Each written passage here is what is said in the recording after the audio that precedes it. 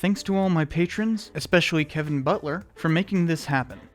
Hey, Cypher here. It's finally time to wrap up my political polarization series. And I want to dedicate this to be more of a what is to be done.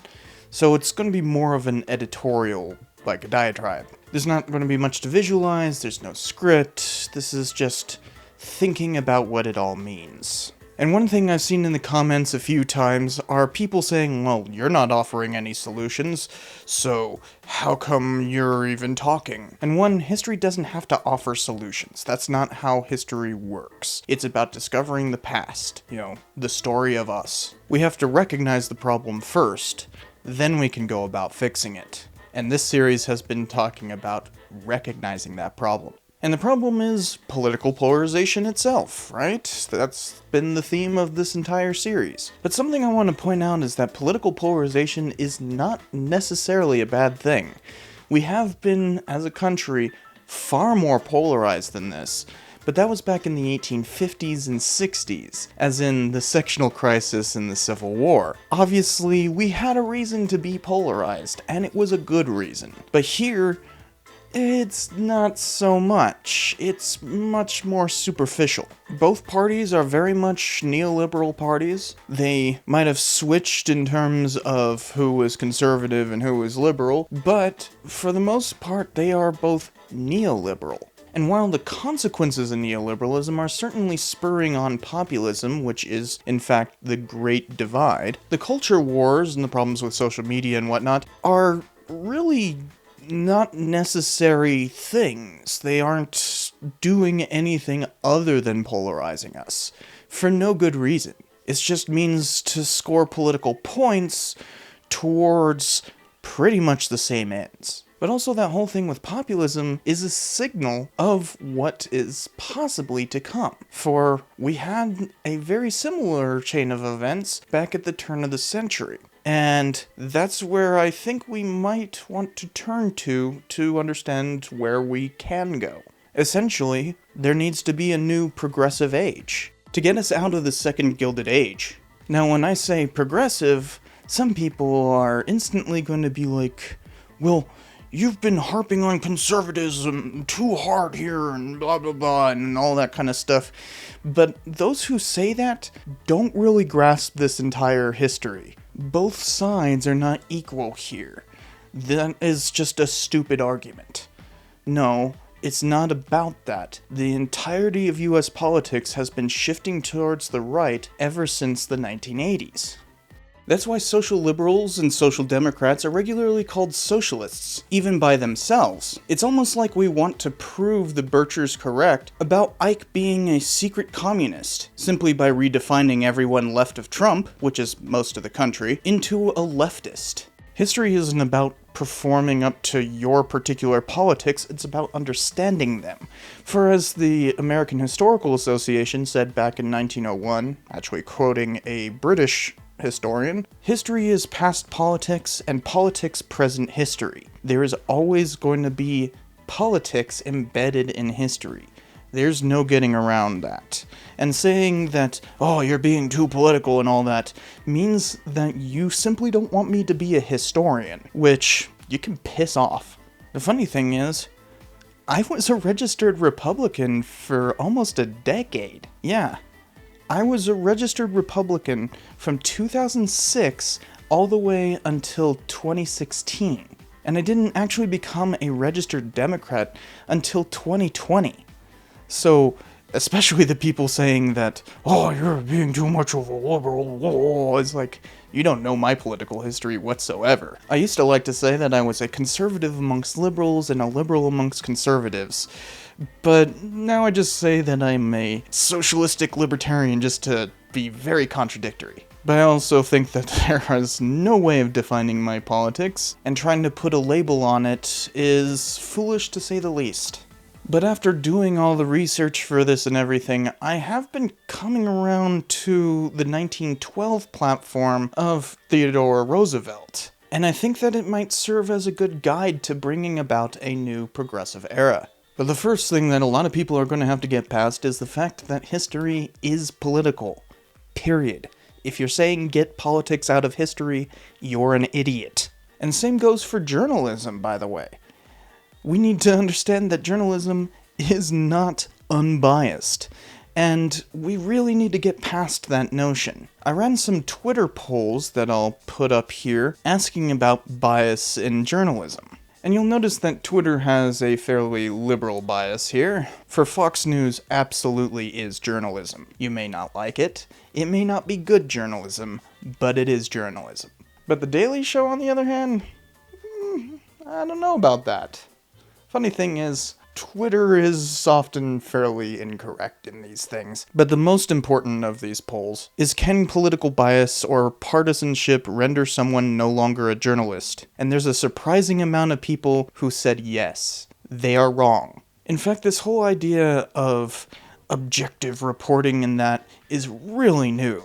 Throughout the 19th century, most newspapers would actually specify who their favorite political candidates are, what their political party is, and they'd often just be publishing arms of the local party.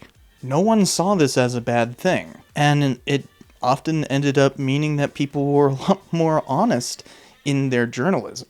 The problem is the idea of objectivity, not the lack of it. Now, that's not to say Fox News hasn't turned into a mess of delusional nonsense, especially on Tucker Carlson's show.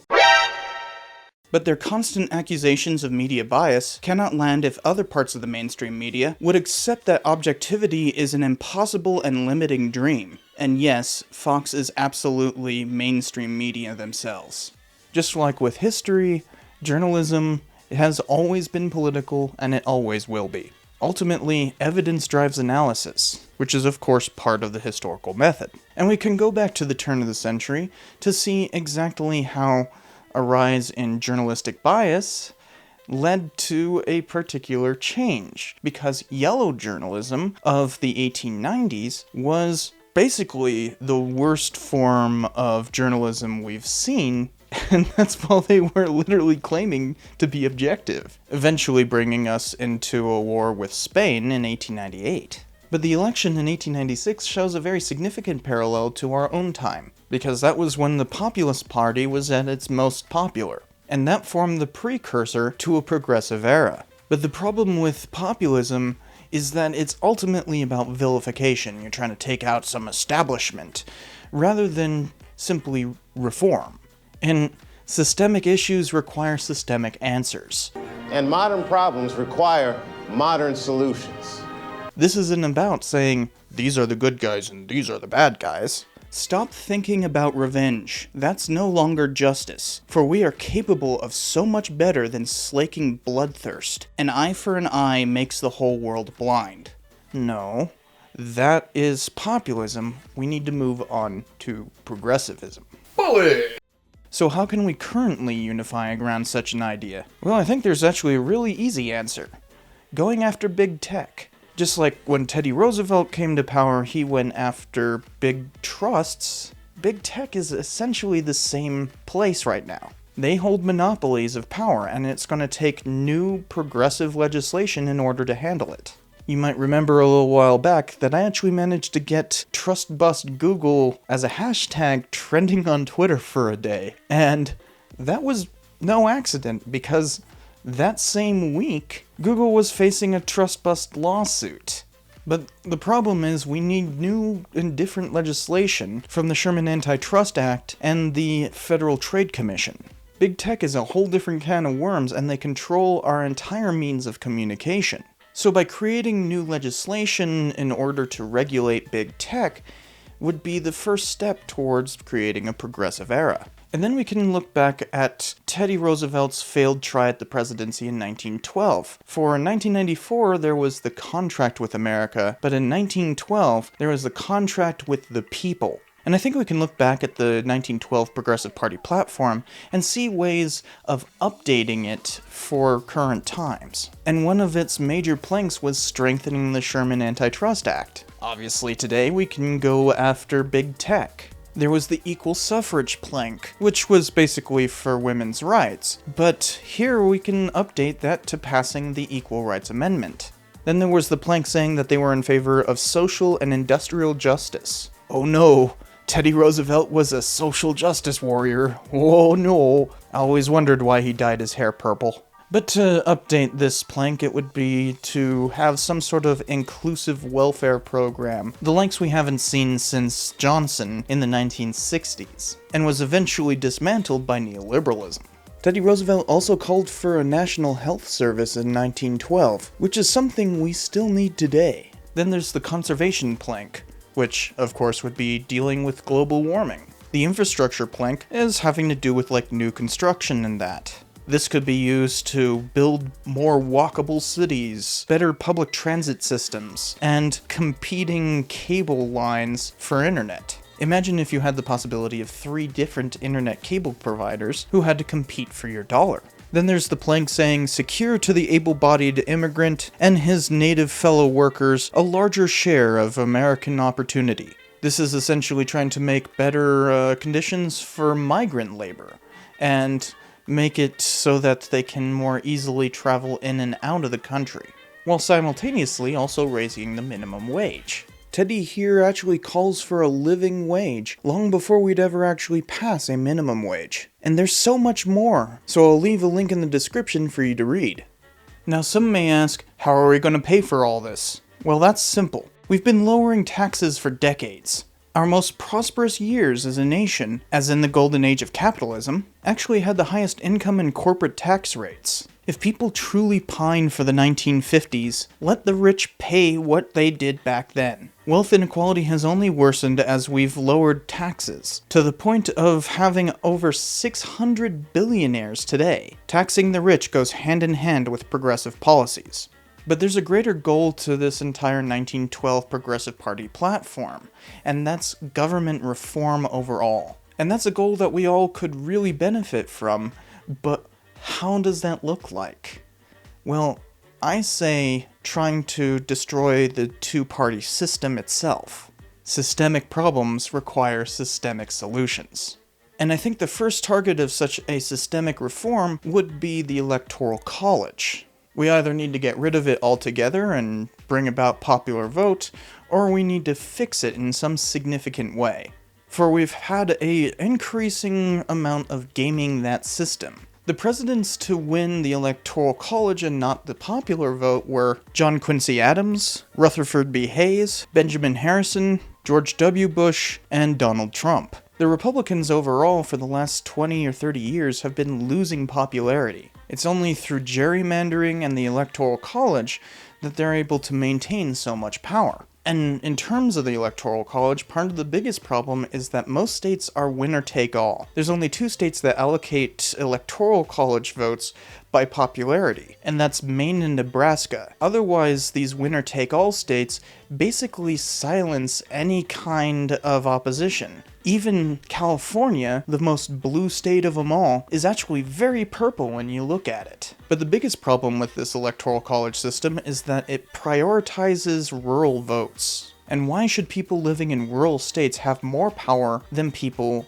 living in other states? The presidency is the only office that the entire nation votes on, and yet, somehow, certain people are given more of a voice simply through the Electoral College. Now, the Founding Fathers very specifically intended the Electoral College to stop demagogues. It was not some way of making people have more of a vote than others. That is not what the system is intended for. And I think we can all say that the system utterly failed because we had a demagogue in office for 4 years only a little bit ago. So the Electoral College is not functioning as intended, nor is it functioning well to give people a voice. Instead, what it really does is focus elections on swing states. Why should Florida, Pennsylvania, Ohio, Michigan, and Nevada have such an outweighed control over who resides in the highest office in the land? I'm from Nevada. I voted in Nevadan elections quite a bit, so this is me advocating losing quite a bit of my own power. But it is absolutely necessary. And while maybe getting rid of the Electoral College altogether isn't really possible, there is the National Popular Vote Interstate Compact. which would sidestep the problem altogether. It's essentially a plan where all the states who join the compact say that they will throw all of their electors to whoever wins the popular vote. So it essentially would be popular vote regardless of whether or not the Electoral College exists. There would still be the ability to have faithless electors in that, but this winner-take-all system of the states and swing states and this weird electoral victory thing would be a thing of the past. And that would be a genuine step towards breaking the two-party system, because then everybody's voice is heard. It doesn't matter what way you vote. You don't have to be playing this game of choosing between the better of two evils. But we'd still be having a first-past-the-post system, as in whoever has the plurality of votes wins, which still means that there would be a tendency towards a two-party system. So you need new forms of voting, such as ranked choice voting. There's a lot of states that do runoff elections, which is coming close to it, but ranked choice would mean that everybody would be incentivized to vote for who they want, not who they think can win. It does make counting a little bit more difficult, but we have machines to do that now. So it would be really good to end that whole thing. But there's still one major problem with the two-party system that even that wouldn't solve, and that's incumbency. You see, when you have somebody who's in office for a long period of time, it's really hard to vote them out. They have power simply by having sat in the same seat for so long. So we need term limits. We already have this in a lot of places, especially in the executive branch, both at the federal and state levels, and it works fine. Long-term incumbents weigh the system down, and having that infusion of fresh blood every few years will make the system less of a two-party one. Finally, the most difficult and implacable foe in all of this is gerrymandering. Every 10 years, we get to redraw the districts, and the way that you draw them can benefit a particular party. And while both parties do this quite a bit, it's the Republicans that benefit from it the most. So I have a very simple idea to get rid of that entire problem. Get rid of congressional districts. If you are a representative of a state, both in the House and Senate, you should be a representative of that entire state. Therefore, just have everyone in that state vote for whatever House or Senate seat is available. No more districting. There'd be no problem with gerrymandering anymore whatsoever. But if that's too radical a solution, we need some way of combating it, and we need legislation combating gerrymandering. Oh, and one cool idea I just wanted to add is making it illegal to show party affiliation on ballots. A lot of folks literally vote by party, and this would force them to at least research who they're voting for. So I think you can see that we can learn something from the past here. We need to move from all this populism that's going on right now to a new progressive era, because right now, we're in the second Gilded Age. Neoliberalism has caused tremendous harm. And the progressive era was going pretty well, and that whole 1912 thing seemed like it was a golden opportunity. But the US went in a different direction, one that I have particular opinions on. Wilson! Leave it to me to make an entire series about political polarization of the current time frame, and still end up saying that we need to break up Wilson's legacy. Considering both Wilson and Teddy were historians, and I have already done Historians Who Changed History episodes on Wilson, guess it's time for me to eventually make one on Teddy. But history can teach us a lot. The 1912 platform was something that we easily could have learned from, but instead we turned towards swapping the political parties and getting us where we are now. This is our story and we can learn from it, and I hope that I have shown that there is hope, but only a faint glimmer in the future. It's been a heck of a journey, guys. Thanks for joining me.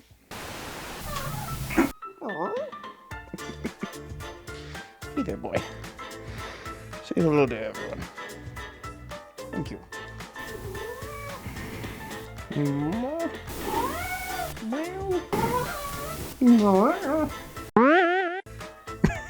Hey, Cypher here. King. Yes, I Acknowledge your presence. In fact, the Great Divide. King. Meh. King. Why are you being such an asshole? Okay. Hi.